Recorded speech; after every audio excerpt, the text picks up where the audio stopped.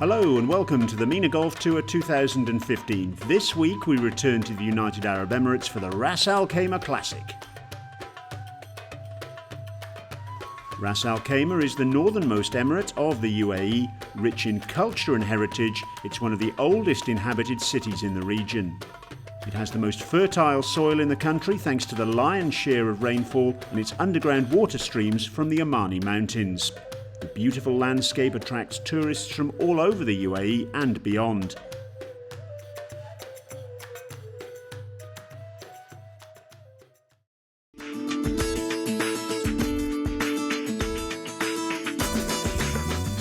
One of the oldest partners of the MENA Golf Tour, the Tower Links Golf Club, is one of the most popular golfing destinations among the players. It's hosted an event in every year of the tour, and once again they were looking forward to a memorable week for the penultimate tournament of the 2015 season. 2011, I think, if memory serves me correct, there was only 4 courses involved. Now we're up to 10, with the future looking to 12 to 15 events. So bringing the tournament to an emirate like Ras Al Khaimah has been fantastic for not only us, but fantastic for the emirate as well. The par 72 course stretches to over 7,000 yards. The club opened its doors in 2004 with a floodlit back 9. A year later, and the front 9 was also operational. 11 of the 18 holes have mangroves at the side, enhancing the natural beauty of the course. As a result, the experience of playing here remains etched in the memory for a long time. Summer here in the UAE is extremely harsh, with temperatures topping 50 degrees. So the last 4 to 5 months, the team has worked tirelessly in the heat to prepare the course for what you see this week. Tower Links Golf Club holds a special place in the history of the tour, producing the first and only Arab winner in Ahmed Marjan last year. The victory proved to be the first major step in the desired direction of the tour, and Marjan was hoping for a similar outing this time around as well. كان واحد الإحساس مزيان باش ربحت التورنوا الأخر. عطاتني واحد ثقة كبيرة باش نلعب التورنوات اللي كانوا ديجا في دبي باش ربحت الميلان تور. والحمد لله مشيت عندي واحد الثقة باش لعبت دبي ديزرت كلاسيك ولعبت في تايلاند. عطاتني واحد الثقة كبيرة باش لعبت مزيان واخا ما تمكنتش من ندوز الكوت. والحمد لله عطاتني واحد الثقة كبيرة باش ديما نلعب الجولف. نقول ديما غير ربح تورنوا، ماشي غير ندخل الجولف نقول لا خصني غير ندوز الكور. The tournament was significant in more ways than one. Europe's Ryder Cup captain Darren Clarke, who's a patron of the MENA Golf Tour as well, graced the tournament with his participation. Clarke was delighted to be part of the action. Here you got some of the best courses in the world here, with some of the best weather obviously. So when you have those and then you have competitions like you have now here with more miniature events, then competition is the key. You can practice as much as you want, but unless you have strong competition to play, and that's how you test yourself and that's how you judge whether you're improving or not. And with the miniature, it gives all those young guys the opportunity to see how good they're and how quickly they're progressing. With the growing popularity of the tour, Golf in Dubai, the organisers of the MENA Golf Tour decided to introduce a Q School for the 2016 season. The 2-stage event will take place in February next year. The move promises to benefit the tour big time. The aim is to get official world ranking points, and to get world ranking points it needs to have a tour school. We're going to have a tour school in Soto Grande. And because of that, then we fulfil all the criteria for a tour to have world golf ranking. And if that's the case, then that's wonderful. And then building up towards maybe 2020, having somebody from this area, from the Arab world, playing the Olympics, playing golf, a sport that maybe not so long ago many young kids didn't really want to play, but now obviously they have the opportunity to do so. And whatever we can do within the miniature to help that and accommodate that, then so much the better.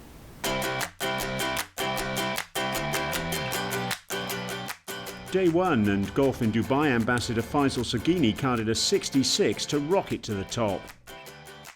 Sweden's Per Barth looked in fine touch too, as he also smoked to 6 under 66 to march into the joint lead.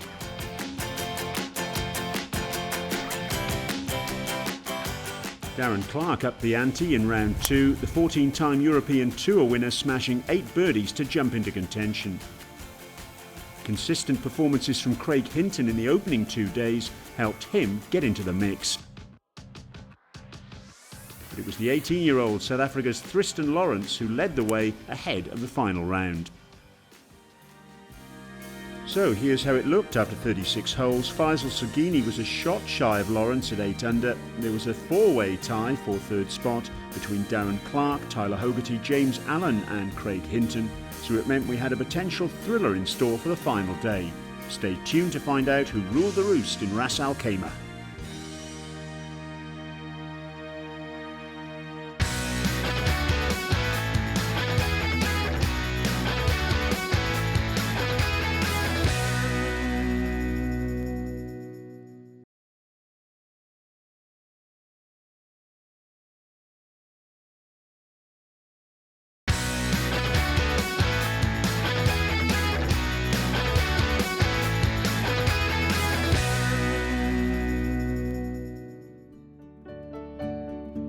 Welcome back to the MENA Golf Tour 2015. You're watching highlights of the Ras Al Khaimah Classic.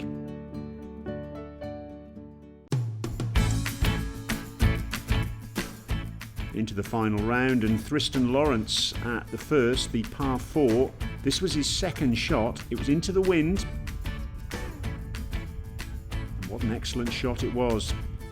He ended up with a birdie there to move to 10 under par. Craig Hinton at the second had a birdie putt, another par 4. And that took him to 8 under, very much on Lawrence's coattails. Gabriel Canizares on the 5th with a birdie putt. And beautifully holed at the 583-yard hole. Darren Clarke at the 4th, a birdie putt for him at the short par 3. He dropped that as well. It was his first birdie of the day, and that took him to 8 under. Michael Downs at the 7th, a birdie putt for him on the monster 616-yard par 5, the longest on the course. Birdies were flowing in the early stages. Craig Hinton at the 5th, another birdie putt, and he got it. 9 under for him now, and it continued to get very tight indeed at the top of the leaderboard. Here was Tyler Hogarty at the 9th, his second shot.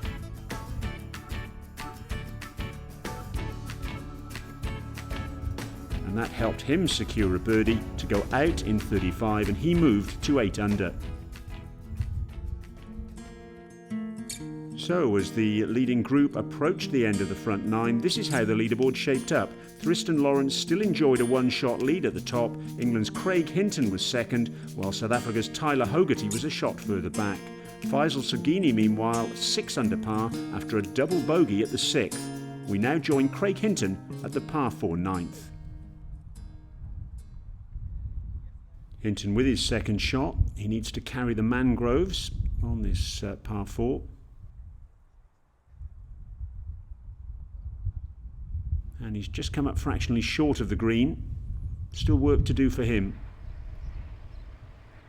Here's the leader, Tristan Lawrence. 4 top 10 finishes for him on the tour this term. 209-yard par 3. And he's just on the edge of the green there, so a little bit of work still for Lawrence to do after that tee shot. Let's have a look at Darren Clarke. This is his second shot to 9. Parred this hole on days 1 and 2.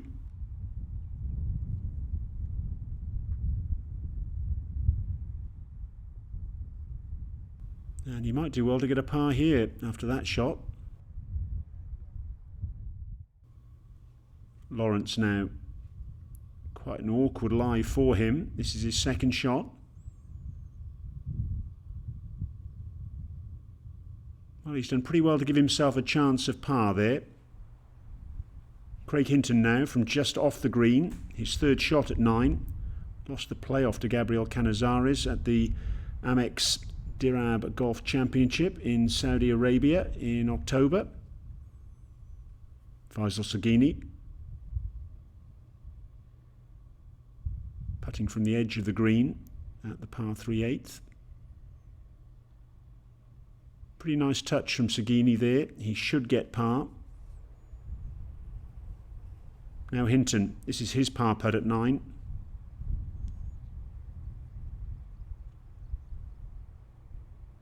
Oh, it's just stayed on the top side of the hole. Disappointment for him. He's dropped a shot.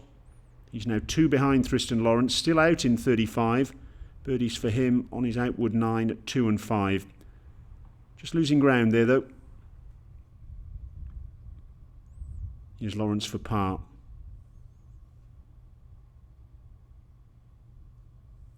Oh, that wasn't a very confident putt, was it? Leaving it short. Second successive bogey for him after a 6 at the 8th. Are the wheels coming off, I wonder? Clark now for par. Nicely holed. The 2011 Open champion staying calm amid all the drop shots around him. Saghini for par at 8. Oh dear.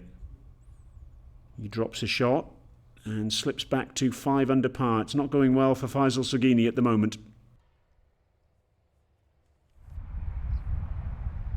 Let's join Michael Downs. He's on the 13th with his par putt, the par 5, 67 and 72 in the first 2 rounds for the Englishman. That hasn't dropped. If he holds that, it'll be his 3rd dropped shot of the round to go with 5 birdies. Lawrence now then, the 2nd shot of the 9th. Green's guarded by a large bunker at the front edge. And he's ended up in it. Oh dear. Not really where you want to be. He's got plenty of green to work with though. Michael Downs for bogey. Gets it. He's now 2 behind Tristan Lawrence. Disappointment for him after birdies at 10 and 12. Seem to be giving him some momentum. Back now with Tristan Lawrence. Bunker shot at 9. Splashing out. That's a very long par putt that he's got in prospect. Here's Craig Hinton for birdie at 10. This is for the joint lead.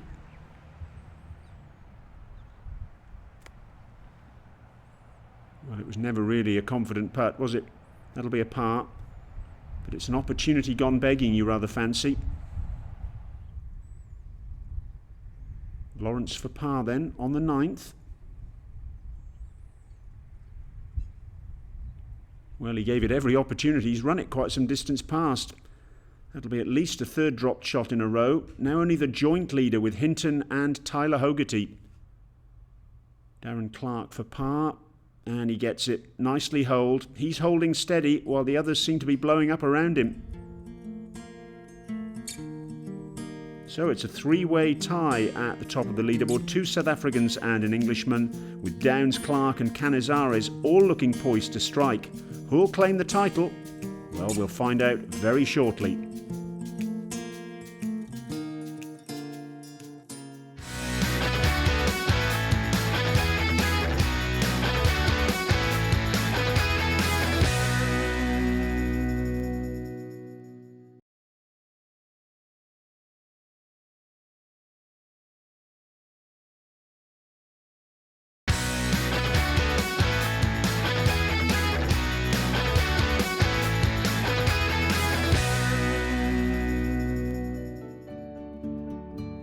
Welcome back to the highlight show of the MENA Golf Tour. You're watching the best action of the Ras Al Khaimah Classic. Darren Clark at the 11th had this birdie putt. He left it agonisingly short. You can sense his frustration there. A missed opportunity to ratchet up the pressure on the leaders.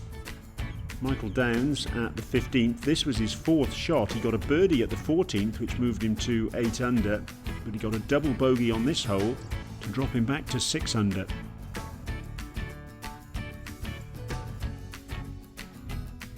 Tyler Hogarty at 14 had this birdie putt for the lead, but he missed it, and that left him on 8 under par.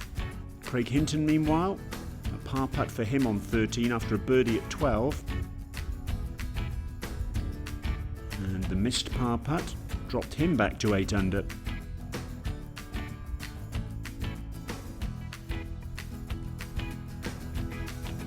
Tyler Hogarty on the 15th. This was his third shot for birdie. Just slipped by, and he got a par. He was on 8 under as well. Darren Clark on the 14th with his second shot. A terrific shot it was too. That was to earn him a birdie, and he moved to 8 under as joint leader. Was that his move? Tristan Lawrence, meanwhile, on the 13th. This was an eagle putt. He didn't sink it, but he got birdie, and that took him to 9 under par. After 3 successive pars, he was on the move finally. Craig Hinton's par putt on 15 missed. That dropped him back to 7 under. So a 2-shot swing there with Lawrence's birdie. And then Lawrence again at 14. That was an eagle putt. That was after he drove the green. He got a birdie there, moved to 10 under. And Lawrence it was who was turning the screw at the top of the leaderboard with just 4 holes to go for the leading group. Tristan Lawrence enjoying a 2-shot cushion at the top. Darren Clark and Tyler Hogarty needed grand finishes to put pressure on Lawrence. Here's the joint leader at the 15th for his second shot.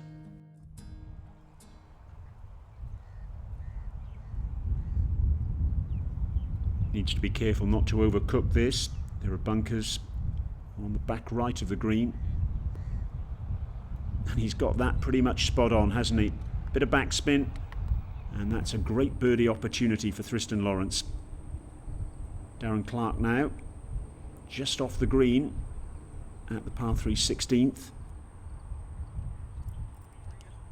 Little chip and run, and that should be good enough for par. Here's Michael Downs with an eagle putt at the last. Oh, and he gets it. Terrific finish, but what a remarkable round. 7 birdies and that eagle, 4 bogeys, 1 double bogey, only 5 holes in regulation, and none coming home. He came home in 34. He takes the clubhouse lead. Tristan Lawrence for birdie, and nicely holed. He parred this hole on days 1 and 2, but he extends his advantage now to 3 shots. He moves to 11 under.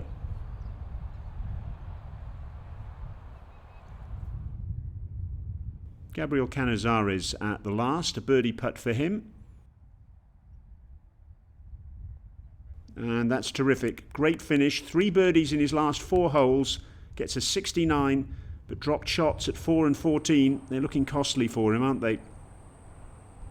Back to Tristan Lawrence, his second at the 16th, just off the green. Little chip and run. Well, that's not dead, not by a long chalk. Darren Clark for birdie at 17. Just 2 birdies at 8 and 15 in his round. And it stays that way. It's not quite been able to repeat the birdie blips of day 2. He had 8 birdies there. Tyler Hogarty now for eagle at the last. Well, he really needed that to drop to exert some pressure on Lawrence. It didn't do so. Lawrence now for par at 16. That's well holed. Very solid indeed from Tristan Lawrence. Maintains his 3-shot advantage. Got every reason to smile, hasn't he? Tyler Hogarty then with his birdie putt at the last. Oh dear. 3 putting the last then. What a disappointing finish. Home in 36. No birdies on the back 9. And a final round of 71. His worst in terms of the scoreboard for the entire week. Finishing on 8 under. Tristan Lawrence then at 17, his second shot. Sharp dogleg right this hole, and you just feel he needs to avoid a disaster, and the title's his. And that's a pretty good way of avoiding a disaster, isn't it? On the green and with a birdie opportunity. Darren Clark with his third shot at the last. He could do with this going in. And it races quite some distance past. So it looks as though Darren Clark's opportunity has passed him by. Lawrence at 17. This for birdie. Not quite. Just slipping by. But still, a very solid par for Tristan Lawrence, and that's really all he needs at this stage. Back to Darren Clark then at the last. This for birdie. It'll be a nice finish to his round. Oh, goodness me, it hasn't dropped again. And that really does sum up his final round. He hasn't quite caught fire with the putter. A 71 for him, so 3 rounds of 71, 66 and 71. And the look on his face tells its own story. 8 under par for Darren Clark. Craig Hinton then for par at the last. And he gets it. Little tiddler of a putt. Home in 37 for a 3-round total of 209. 68, 69 and 72 for him. And a top 10 finish for Hinton. Here's Faisal Saghini, hidden among the trees. 3 bogeys and a double bogey on the card today. Can he finish in style? This is his second shot. And that's a terrific effort, isn't it? Oh, he's given himself the chance of an eagle. Tristan Lawrence in sand. His second shot. Oh, and he's racing up towards the green, almost like Sandy Lyle at the Masters in 1988. And that's why. What a fantastic shot. Inside the ball of Faisal Saghini. Thumbs up indeed. Oh, yes. Victory all but secure. Here's Saghini then with his eagle putt. Well, no fairy tale finish for the big fella, but that should be a birdie.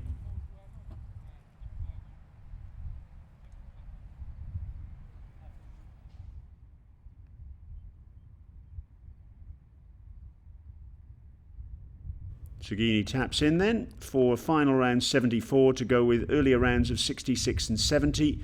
That's a total of 210 and a share of 8th spot. Faisal Saghini finishing at 6 under par.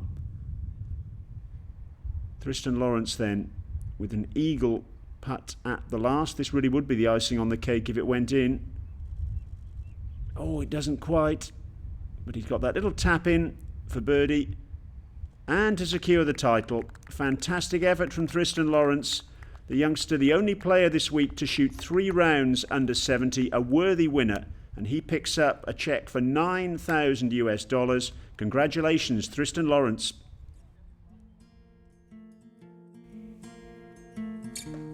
A great victory for the young South African then, a win by 4 shots, the most comprehensive on the tour this season. A 4-way tie between Gabriel Canizares, Darren Clark, Michael Downs and Tyler Hogarty at 8 under in second spot. Meanwhile, Faisal Saghini had a forgettable final round of 74.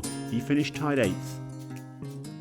I really had a lot of good finishes, a good 3 top 5s this year. So pulling off this win really means a lot. I needed this to get my rankings up before the Tour Champs. It's my first win on tour, so hopefully it can give me a confidence boost going into the future. In 2014, the MENA Golf Tour introduced the Sheikh Maktoum Golf Foundation Award to recognise the achievements of players from the MENA region. In the professionals division, in first place, receiving a cheque for 5,500 dirhams from Morocco, Faisal Saghini.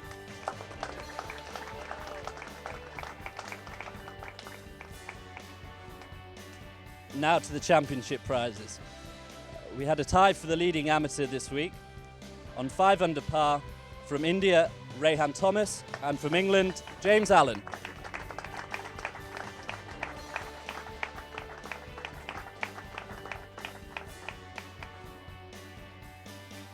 And the 2015 Ras Al Khaimah Classic champion with scores of 69, 66, 69 for a total of 204, 12 under par, receiving the winner's cheque and the championship trophy from South Africa, Tristan Lawrence.